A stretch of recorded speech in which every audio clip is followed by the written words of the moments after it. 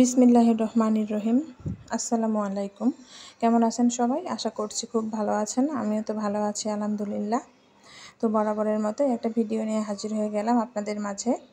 তো যা রান্না করছি ডাল ভাত, সেটাই শেয়ার করব আপনাদের সাথে।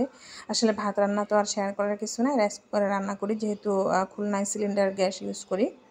তো এই যে তরকারিটা একটু শেয়ার করি আপনাদের সাথে, তারপরে সবগুলো শেয়ার করা হয় না, 2টা করে রেসিপি শেয়ার করি প্রত্যেক দিনই। এর বেশি করলে আসলে 3 মিনিটের অনেক বেশি হয়ে যায়, 4-5 মিনিট হয়ে যায়, সেটা তো আপনারা দেখবেন না। তো এই জন্য চেষ্টা করি 3 মিনিটের মধ্যে 2টো রেসিপি শেয়ার করার। তো আমি এই যে মাছ ভেজে নিচ্ছি, মাছ দিয়ে তরকারি রান্না করব। এই শর্টপুটি মাছটা দিয়ে বেগুনের ঝোল খেতে খুবই ভালো লাগে, আমার হাজব্যান্ড খুব পছন্দ করে। আর এই যে 2 পিস মাছ একটু বেশি করে ভেজে নিলাম, এটা এমনিতেই ভাত দিয়ে খাওয়ার জন্য। তো আসলে আমার হাজব্যান্ড দুপুরে খায় না, তো এই জন্য বেশি তরকারি রান্না করি না। আর এখানে তরকারিটা রান্না করার জন্য আমি পেঁয়াজ ভেজে নিচ্ছি। তো পেঁয়াজটা একটু হালকা ভাজা হয়ে গেলে আমি এখানে মশলাগুলো অ্যাড করে দিব। লবণ, হলুদের গুঁড়া, মরিচের গুঁড়া, জিরার গুঁড়া, তারপর রসুন বাটা। রসুনের সাথে একটু কাঁচামরিচও ছিল, কাঁচামরিচ আর রসুন একসাথে পেস্ট করেছিলাম। তো আমি সব কিছু একটু ভালো করে কষিয়ে নিয়ে তারপরে এই যে বেগুনগুলো দিয়ে দিব।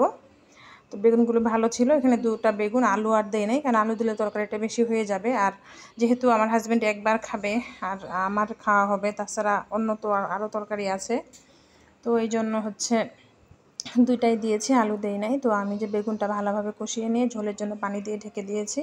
আর এদিকে আমি একটু ডাল বসাবো মেয়ের জন্য। তো ডাল দিয়ে বরবটি দিয়ে আজকে দিব, কারণ মেয়েকে আমি সবজি খাওয়াতেই পারছি না, শুধু ডাল ভাত খেতে চায়। তো আমি কি করি, ভাত খাওয়ানোর সময় ডাল দিয়েই ভাত খাওয়াই দেই। আর ওকে আলাদা করে আমি মাছ মাংস খাওয়াই, যেমন মাংসের মধ্যে চিকেন বল, সসেস এটা দেই, চিকেনের মধ্যে আবার মাছ ভাজা খাওয়াই। আর ডিম তো প্রতিদিন থাকে, ডিম দুধ।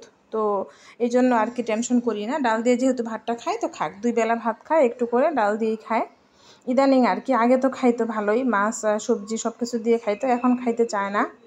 তো এই জন্য ডালের সাথে আমি দিলাম একটু বরবটি। আসলেও আমি ভয়েস দিচ্ছি পরে রাতে, তো আমার মেয়ে খায় না এই বরবটিটা, সে ডালটাই খেয়েছে, বরবটি তার পছন্দ না, সে খাবে না। তো বেকার দিয়েছিলাম। আচ্ছা যাই হোক, আমি যে তরকারিতে মাছগুলো দিয়ে দিলাম আর ডালে একটা মরিচ দিয়েছি। এই মরিচগুলো বাড়ি থেকে এনেছিলাম, তো 1 মাসের বেশি হয়ে গিয়েছে, কিন্তু মরিচ নষ্ট হয় নাই, একটা মরিচও পচে নাই।